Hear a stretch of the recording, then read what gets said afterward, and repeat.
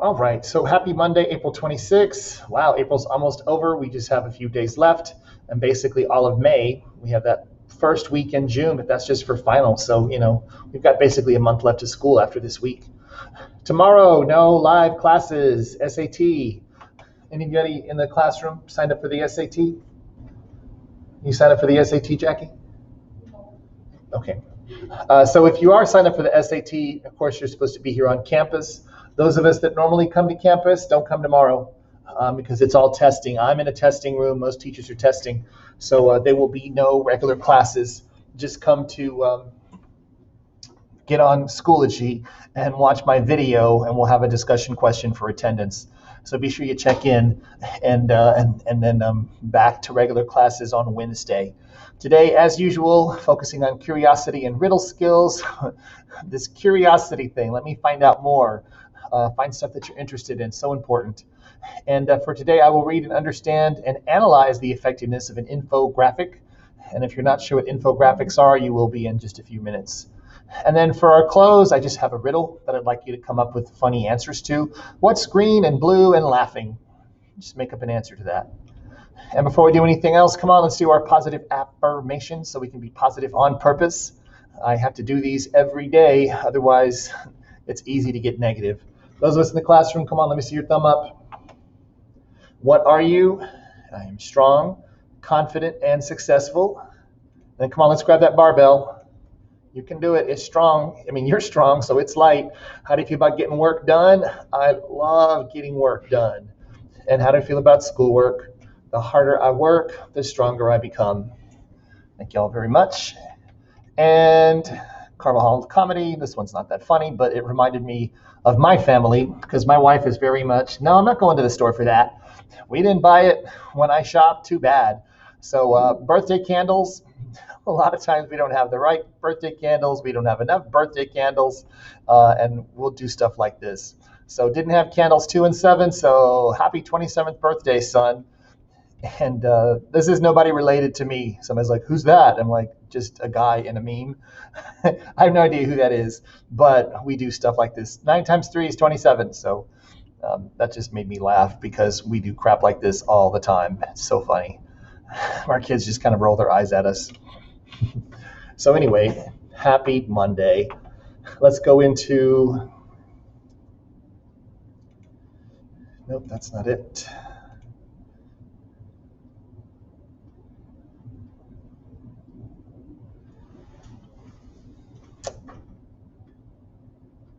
Do I have it open? Oh well. All right, so if we go into this week, Monday's work, and you'll see our assignment. It's reading multimodal text. It is a graded assignment. Like everything else we do, it's really not that difficult, especially if you just use your riddle skills. And if you click on it,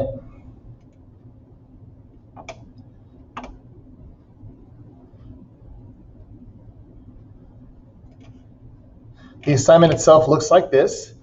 The worksheet must have a minimum of 300 words.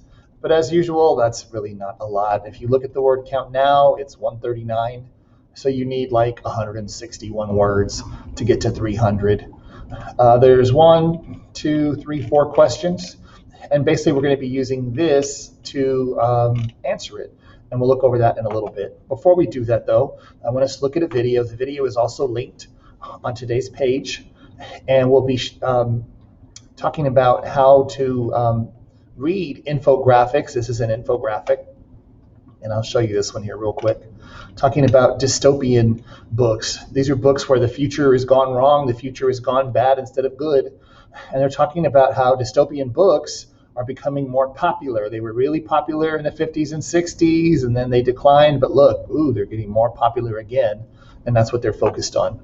So we're going to watch this video on infographics, and I think it's pretty cool. It gets you thinking. Once again, don't just accept stuff because people tell you, doesn't mean it's true, and that's what we'll be focused on here.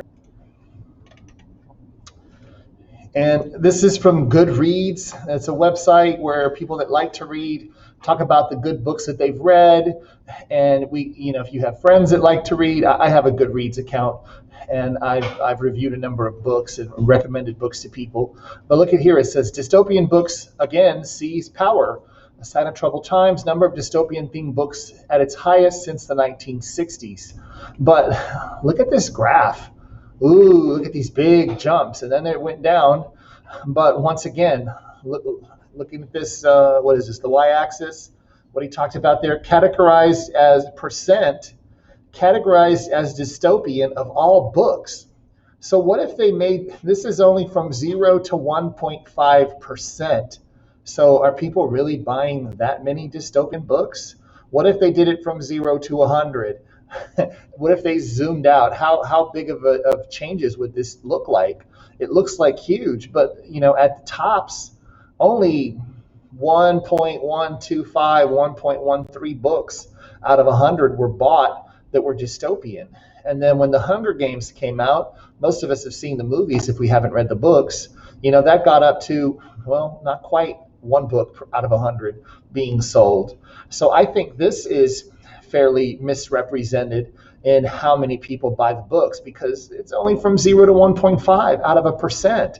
That should be 0 to 100. But then, of course, the line would be down here, wouldn't it? Maybe it'd have a little like this. So I thought that was interesting. And then they talk about the events that led to the jumps in it, like the Cold War, World War II, 9/11, and then the Hunger Games. So that's interesting. And then they have this guide to different books.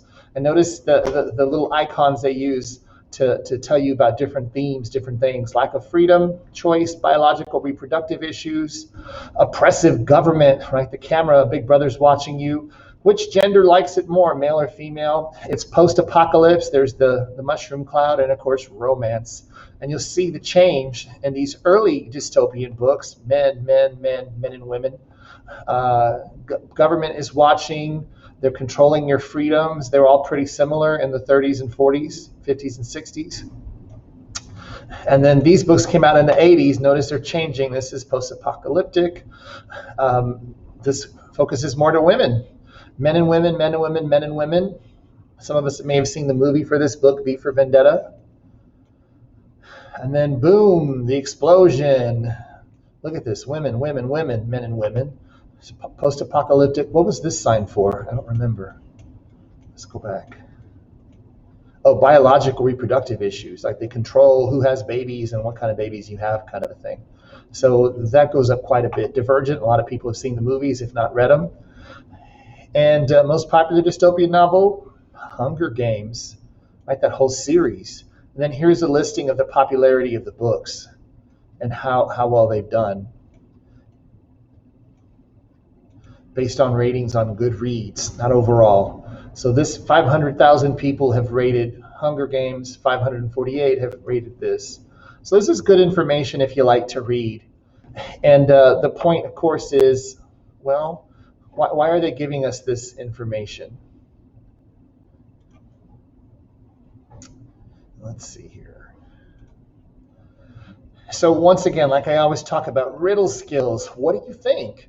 Goodreads is for people who like to read. It's about reading, finding good books, and reading good books. So riddle skills. What is the main idea and purpose of this infographic? Why did they make this? What are they trying to do? What are they trying to show you? What do they want you to think? So use your riddle skills and answer that question. And of course, there's two questions here, right? What point is the author making about dystopian literature? So what's the main idea and purpose? And then what's the point that they're making? And once again, riddle skills. What do you think? Why did they make this? Maybe it's to get people to try new books, sell more books, whatever you think, right? And then writers use a blend of organizational patterns to develop their ideas in support of their thesis. So there's compare and contrast, cause and effect, examples, classification, so forth. So how did the author choose to organize the information in this infographic? There are probably at least 2 or 3 of these that would fit. So even in this, there's not one right answer. Look them over and pick one that works for you. And once again, explain. One method for creating effective multimodal text is to reinforce your message with visuals. How do the images and icons in the infographic reinforce the text? Well, what do they mean by reinforce? Like I usually say, if you took that word out and we're going to put your own word, what word would you put? Oh, it makes it easier to read. It makes it more interesting. Whatever you want to put it there. But in your answer, you still want to use this key word, even if you're thinking about it as another word. And then the final, well, is this an effective or ineffective way to represent the information? 100% your opinion. Yes, it is because. No, it's not because. And just explain yourself. So it's just 4 questions. If you want to see the big version of the graphic, you can click here and open it up the same way I have with this one. And then just get the work done. And you'll be glad you did, because it's one less thing you have to worry about later.